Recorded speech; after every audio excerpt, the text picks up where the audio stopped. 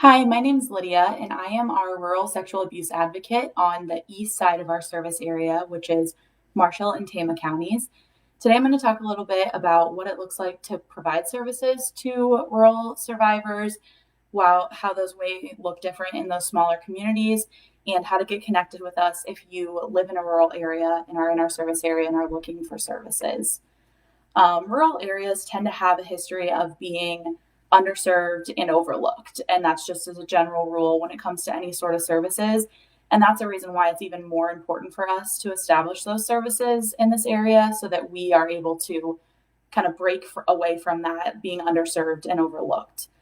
No matter where you are in our service area, all 5 counties receive the same services. They might look a little bit different, but you are more than able to receive the same services with the same amount of attention from advocates, no matter where you are, no matter who you are, across all 5 of our counties that we serve.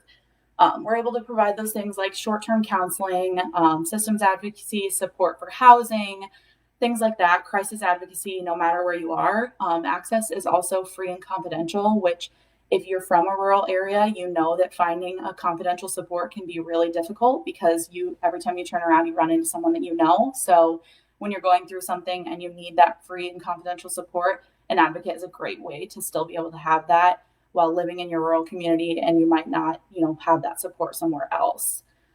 Sometimes things like transportation, access to internet, community supports can be really hard to come by in rural areas. So that's something that we work with community partners regularly to make sure that we kind of break those things down and we still are able to provide those things to survivors in our rural communities. That might mean something like meeting with a survivor at a community building, a library, a park, or something when they are, say they're in Toledo and they don't have the ability to get to our Marshalltown office to meet with me in my office. I can meet them where they're at physically to make that a little bit easier, as long as that's a safe and confidential space for us to meet in. Sometimes people will need assistance with, searching the internet for housing, jobs, things like that. That's where we can provide some of that mobile advocacy, go and get them, bring them back to our office where we have secured Wi-Fi that we can use, and that they are able to do those things while we help them through that process, calling, looking things up, and they're able to do those when they might not have that accessibility at home. And just also having that unbiased, honest, confidential support, like I talked about, that can be harder to find in a rural area where you might know everyone that you see on the street, or you're really close family friends with someone who is a great support for you. But something like this, you might want that confidentiality piece for sure.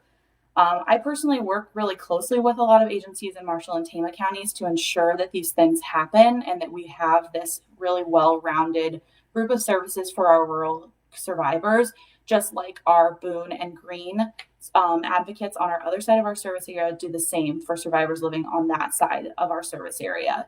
Abuse is already a really hard topic to discuss, whether you are, comfortable talking about it like I am.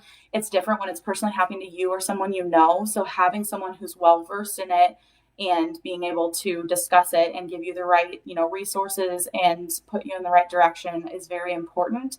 Rural communities are not immune to abuse. I know a lot of people that grow up and never leave a rural area think, I've never heard of it happening, it must not be happening. That's definitely not true. Otherwise, we wouldn't be working in these areas. We see it every single day, and there's a lot of it. So keep your eye out for these resources and things like this. Share our page, share community resources pages so that you can be the person that gets these resources into the hands of those that need it, because you might be the only link between access and a survivor, or another community partner that needs something. You might be that link between them when they're in that rural area and they don't see us every day, like driving by, or now that schools are closed, it's harder for parents to get those resources, especially in those rural communities.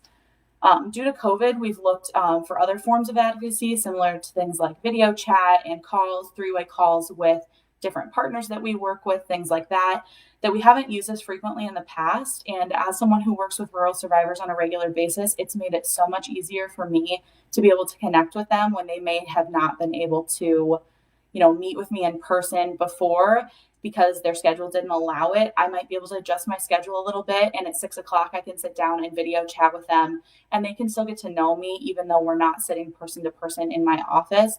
And that's something that will carry over even after COVID is over and the pandemic is over and we're back in our offices regularly.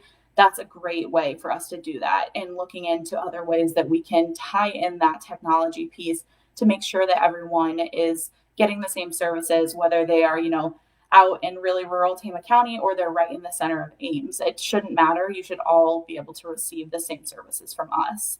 If you're living in a rural community, please don't let that piece be the reason why you don't seek help. Let that be the reason that you do seek help, because those resources aren't there, up in front of you all the time, like they might be if you're walking to work in a busy area every day or something. If you're in a small town and you need that assistance, please reach out, call our 24-hour helpline, get in contact with another community partner or someone who's a safe person for you to talk to about these things, and make sure that you reach out. These services are still here. We work closely with a lot of our rural hospitals in our area to make sure that we have all of the trained professionals that need to be there if someone needs to go seek medical attention after an assault, whatever it might be. Those things still exist in rural communities. So please make sure that you reach out if you need those things, and don't think, I've never heard of it, so it must not exist, because, that's generally not the case. If you have questions or want more information, comment on this video or give our 24-hour helpline a call, whatever's easiest for you and most comfortable. There's many ways to reach us as advocates.